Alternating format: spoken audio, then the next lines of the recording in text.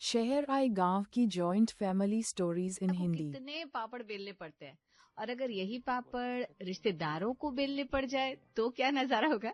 आई आपको ले चलते हैं शर्मा फैमिली में, जहां बड़े जोर शोर से गायत्री और नारायण अपने बेटे राज की शादी के लिए रिश्ते ढूंढने में लगे हुए हैं। एक तो आज शांति फिर से नहीं आई। सुबह सुबह मेरे काम में मदद करवाने की जगह अब आसन बिछाकर कौन सी तपस्या में लीन हो गए। अरे योगा कर रहा हूँ, अब योगा भी ना करूँ क्या? अब कौन सा योगा करके तुम दूसरी शादी करने जा रहे हो? इसका मतलब तुम्हें लगता है अभी भी मुझ में इतना दम है? अपनी शादी का छोड़ो, बेटे की शादी का सोचो। उसे कोई लड़की पसंद नहीं आ रही है। अब तुम्हारे बेटे को इतनी अच्छी अच्छी लड़कियां पसंद नहीं आ रही है तो पता नहीं कौन ही होगी जो उसे पसंद आएगी। आप बता रहे थे ना पंडित जी ने कुछ और फोटो भेजी है, वो दिखाओ ना राज को। अरे हाँ, भेजी तो थी, मैं भूल ही गया। आपके बादाम बंद करने पड़ेंगे क्योंकि कोई फायदा ही नहीं दिख रहा मुझे। मम्मी पापा, आप लोग क्या सुबह सुबह से घर में बॉर्डर जैसे सीन बना लेते हो? दूसरों के घरों में कितनी शांति रहती है। शांति दूसरों के घरों में रहती है तभी तो हमारे घर नहीं आती। क्या शांति भाई, और क्या। उफ, आप लोगों का पता नहीं क्या होगा। मैं ऑफिस जा रहा हूँ, आज शाम को लड़की देखने जाना है। फोटो हमने देख लिया है। आपने देखी है पापा फोटो? मैंने नहीं। व्हाट्सएप कर दी है, देख लेना। राज अपना फोन खोलकर फोटो देखने लगता है। अरे यार पापा, वाह पापा, कितने बजे जाना है? 5 बजे। ठीक है, 4:30 बजे मिल जाऊंगा चौराहे पर। सारे ताले ध्यान से लगा कर आना, वापस गाड़ी अंदर नहीं घुमाऊंगा मैं। फोटो तो मुझे भी दिखाना, पहली बार किसी लड़की को देखने के लिए राजी हुआ ही है। राज ऑफिस चला जाता है और शाम के वक्त राज की माँ नारायण जी को आवाज देती है। अरे मालिक साहब, अब चलिए, अभी 4:40 हो गए। राज का 2 बार फोन आ गया। चल रहा हूँ। अब ढंग के कपड़े भी ना पहनू क्या? लड़की तुम्हारे लिए नहीं देखने जा रहे जो ऐसे सज रहे हो। तुम तो शुरू से ही जलती आई हो मेरी खूबसूरती से। मोहल्ले वाले भी कहते थे भाई साहब भाभी एक नंबर काम ही है। आइए अभी मैं आपका रिजल्ट निकालती हूँ। नारायण और गायत्री की बहस के बीच राज घर आ जाता है। मुझे पता था आप लोग यही लड़ाई कर रहे होंगे। मैं कब से चौराहे पर से फोन लगा रहा हूँ। अरे ये तेरे पिताजी है, इन्हें समझाना। चलिए, आप लोग और कितनी देर करेंगे? हाँ तो चलो ना। राज सबको लेकर लड़की वालों के घर के लिए निकल जाता है और आधे रास्ते पहुंचने पर गायत्री जी कहती हैं, सुनिए, आपने बाहर का ताला तो लगा दिया था ना? मम्मी, मैंने आपको कहा था ना पहले ही चेक करके निकलना सारे ताले। अरे बेटा, मुझे लग रहा है मैं लगाना भूल गई। तो आप क्या आधे रास्ते से वापस चलेंगे? और नहीं तो क्या बेटा, वापस तो चलना ही पड़ेगा। राज गाड़ी घुमाता है और गायत्री घर पर ताला देखकर चैन की सांस लेती है। जब आपने लगा दिया था तो दोबारा देखने क्यों आए हम?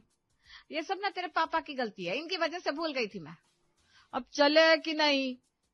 अरे जल्दी चलो, उनका फोन आ रहा है। जैसे तैसे करते हुए वे तीनों मिश्रा जी के यहाँ पहुंच जाते हैं। माफ कीजिएगा, वो रास्ते में जाम बहुत था। अरे कोई बात नहीं है, आइए आप लोग अंदर आइए। गायत्री और नारायण तो बातों में लगे हुए थे, लेकिन राज की नजर तो मनोहर जी की बेटी आकांक्षा पर अटक गई थी। ये है मेरी बेटी आकांक्षा, इसके लिए ही तो हम कितने दिन से अच्छा लड़का ढूंढ रहे हैं। हमारा राज भी कम नहीं है, अच्छा खासा कमा लेता है और कोई भी बुरी आदत नहीं है।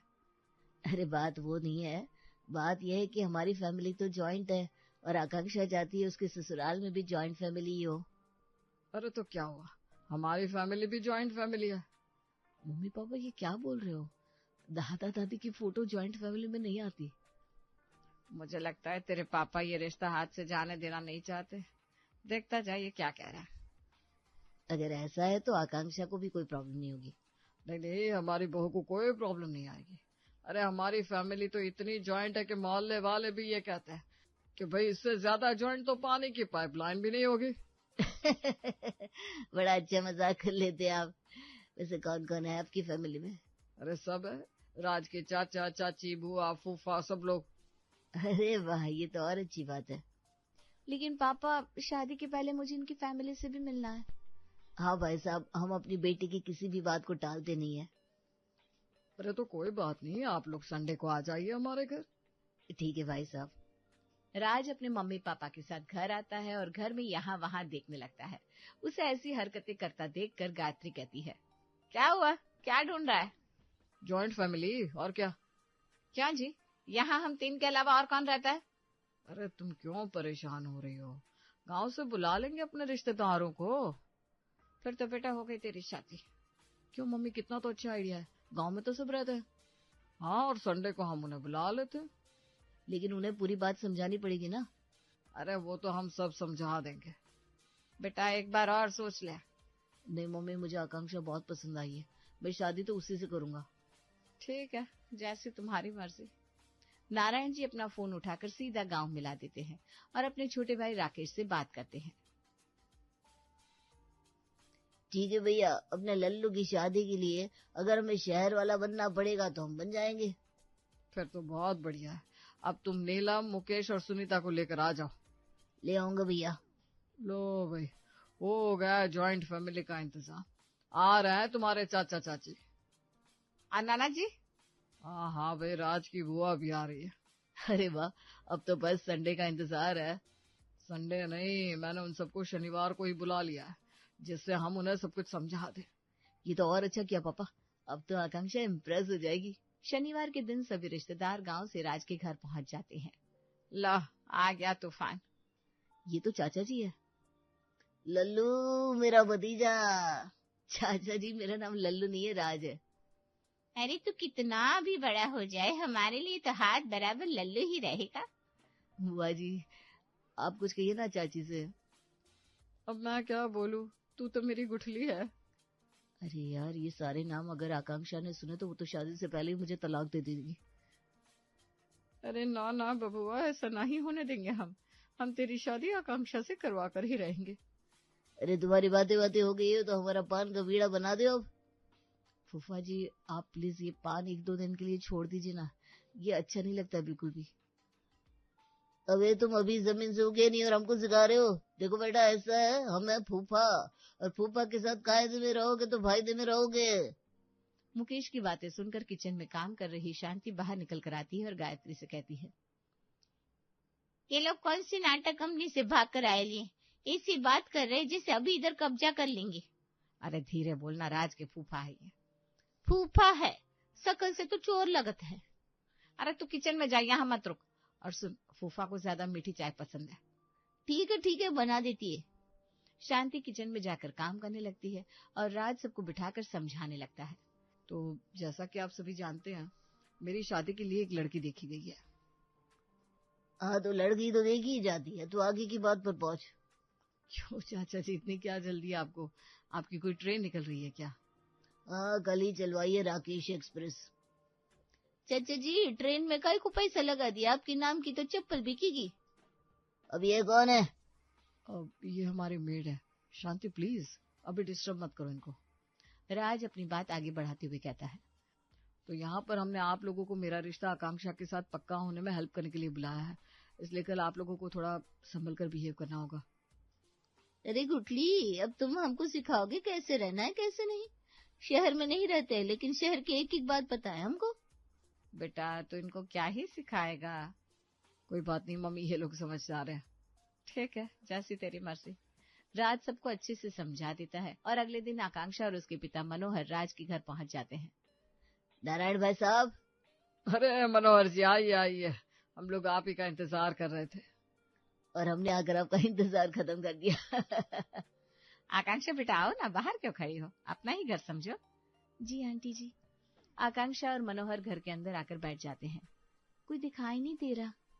सब अंदर है, अभी बुला देता हूँ। राज बेटा, जरा बुआ फूफा जी को बाहर भेज दो। हाँ पापा, अभी भेज रहा हूँ। बुआ जी, आप अपना मुंह बंद ही रखना, और फूफा जी आप अपनी दबंगई यहाँ मत दिखाना। अरे बस कर गुठली, कितना टेंशन लेगा। बाहर मुझे गुठली मत बुलाना, अब आप लोग जाइए। सुनीता और मुकेश बाहर आकर मनोहर से मिलते हैं। इनसे मिलिए, यह है मेरी बहन और राज की बुआ सुनीता, और ये सुनीता के पति यानी मेरे जीजा मुकेश। साली साहब, जी लगाना भूल गया आप। अरे क्या जीजा जी, अब आप भी आगे जी पीछे जी बात कर रहे हैं। आप मनोहर जी से मिलिए, मैं जरा चाय पानी का इंतजाम देख कर आता हूँ। ठीक है। आइए मनोहर जी, आपको बाहर कबूतर दिखा कर लाता हूँ। कबूतर? जब हम आए तब तो कोई कबूतर नहीं थे। अरे ये तो बहुत तेज है, अभी कबूतर बुला देंगे। जाइए भाई साहब, तब तक मैं आकांक्षा से बात कर लेती हूँ। आंटी जी, आपके बच्चे नहीं रहते यहाँ? अरे मेरी लड़की की शादी हो गई, अब वो तो अपने ससुराल में है, हम यहाँ ही रहते हैं। अच्छा अच्छा, वैसे आपके अलावा कौन कौन है यहाँ? क्यों पूछ रही हो? अभी से ऐसी खोजबीन की आदत है, शादी के बाद तो घर में सुरंग ही खोद दोगी तुम। हाँ, क्या मतलब है आपका? अरे बुआ जी की आदत ही ऐसी है। हाँ, आप बुआ जी की बात मत सुनो, मैं चाचा चाची को बुला देता हूँ, उनसे मिल लीजिए। ठीक है। राज अपने चाचा चाची को आवाज लगाता है और कमरे से चाची हील्स और गाउन पहने बाहर आती है। चाची, ये क्या है? अब कौन सी पार्टी में जा रही है? अरे यही तो शहर का फैशन है, तुम क्या जानो। नीलम किसी तरह बैलेंस बनाकर चलती हुई आकांक्षा के पास आती है। बेटा ये पर्स देख रही हो, पुच्ची का है। कितने का आया था ये? अरे क्यों फेंक रही है? ये तो तूने नाग पंचमी के मेले से लिया था ना। अपनी बुआ की बात सुनकर राज बुआ के पास आता है। अरे बुआ, आपको अभी पोल खोलनी है? क्या करूं बेटा, मुझसे ना झूठ सुना नहीं जाता। अरे थोड़ा तो एडजस्ट कर लो, उनको करने दो ना जो कर रही है। और मैं क्या करूं? आपको जो अच्छा लगेगा वो करो, लेकिन किसी को पता नहीं चलना चाहिए कि आप लोग शहर में नहीं रहते हो। हाँ हाँ, किसी को पता नहीं चलेगा। ले तेरे चाचा जी भी आ गए। Hello, how do you do? Hello uncle, आप? ये मेरे चाचा जी है। चाचा जी, अपनी शेरवानी क्यों पहन रखी है? क्योंकि आज मेरे भतीजे की शादी है। चाचा जी, आज शादी नहीं है। अरे तो क्या हुआ, कभी तो होगी। अरे तो उसके लिए अभी से क्यों पहन लिया? अरे वो सब छोड़, अब तू ये बता तेरे फूफा जी कहाँ है? वो तो कबूतर दिखाने ले गए थे पापा को। क्या? राज तुरंत भागकर बाहर आता है। भाई साहब, आपको यकीन नहीं होगा, एक एक डाकू को जानता तो मैं यहाँ। हाँ, अब जान गया हूँ। चलिए चलिए, नाश्ता लग गया, अंदर चलते हैं। हाँ बेटा चलो। सभी लोग अंदर आते हैं। भाई साहब, सिर्फ नाश्ता ही नहीं, आपको हमारे यहाँ रात का खाना भी खाकर जाना पड़ेगा।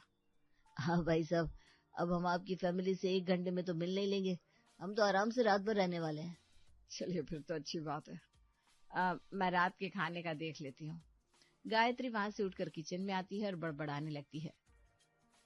क्या हुआ आंटी जी, आप ऐसे काहे को परेशान है?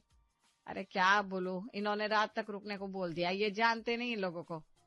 कोई बात नहीं आंटी जी, घर के ही लोग हैं, बुरा थोड़ी ना करेंगे। यही तो दिक्कत है, घर में लोग ऐसे, बाहर के लोगों से तो फिर भी उम्मीद है मुझे।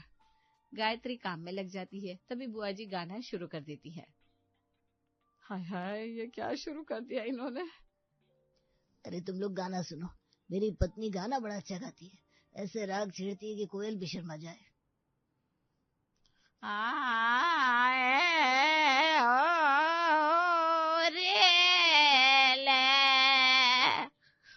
बाजी बस कीजिए, आप राग छेड़ रही है या रागों को छेड़ रही है, समझ में नहीं आ रहा है।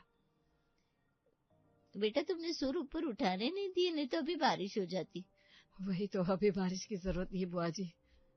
अच्छा ठीक है, ये बताओ आकांक्षा, तुम्हें चूल्हे पर काम तो आता है ना? आजकल चूल्हे पर काम कहाँ हो रहा है? अरे हम तो करते हैं, मतलब करते थे, बस अब नहीं करते, हम तो शहर में रहते हैं। क्या बोल रहे हैं ये लोग? आप लोग खाना खाइए ना। हाँ, अब तो भूख लग रही है। सभी लोग खाना खाने बैठ जाते हैं। भाई साहब, आप शादी करवाए तो जरा सोच समझ कर करवाइए, इनके घर के लोग कंजूस बहुत है। अरे तो हमें इससे क्या करना है, और ये किसी की इज्जत नहीं करते। अब मैं फूफा हूँ, स्टेशन पर लेने तक नहीं गया राज। अरे कोई बात नहीं भाई साहब, आप लोग खुद आ गए तो क्या हो गया। खैर मुझे क्या, आपकी बेटी आप संभाले।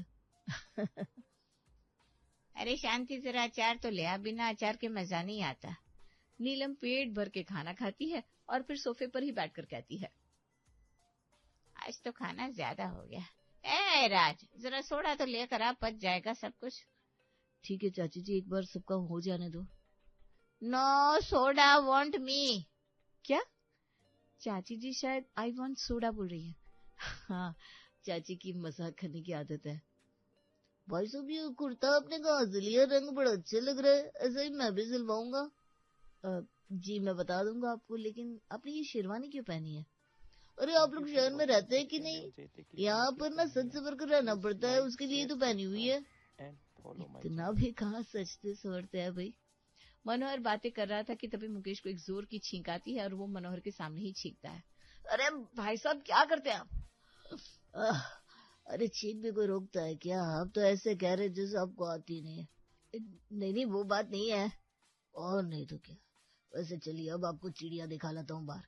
नहीं नहीं नहीं, अब जाने का टाइम हो रहा है। आकांक्षा बेटा चलो चलते हैं। हाँ पापा, आंटी जी आपसे मिलकर अच्छा लगा।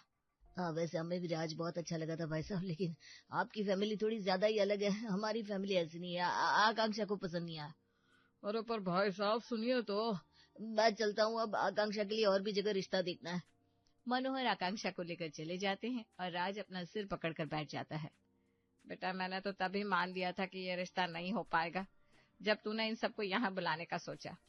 तो मम्मी आपने रोका क्यों नहीं मुझे? वो तो मैं इनके साथ 30 साल से रह रही हूँ, मुझे पता ही ये कैसे है, लेकिन तुमने सुना नहीं तो। अब क्या ही कर सकते हैं। कोई बात नहीं बेटा, और भी लड़कियों की फोटो व्हाट्सएप की है मैंने तुझे। मुझे ब्लॉक कर दो आप। राज का मूड ऑफ हो चुका था, वो अपने कमरे में चला गया। इधर नीलम आकर कहती है, अच्छा भाई साहब हम चलते हैं, गांव में गाय भैंस भी तो देखनी है। ठीक है जाओ, आते रहा करो शहर कभी कभी, तो पता चलेगा शहर कैसा होता है। सभी लोग घर से बाहर निकल जाते हैं और मुकेश सुनीता से कहता है, तुम्हारे मायके में मुझे कभी इज्जत मिली ही नहीं। अब देखो फूफा होकर मुझे पैदल जाना पड़ रहा है। एक तो गुठली का रिश्ता हुआ नहीं, तुम पर अलग से ही फूफापन चढ़ा हुआ है। चलो चुपचाप घर। सभी लोग अपने गांव लौट जाते हैं और राज अपने फोन में आकांक्षा की तस्वीर देखते देखते डिलीट कर देता है।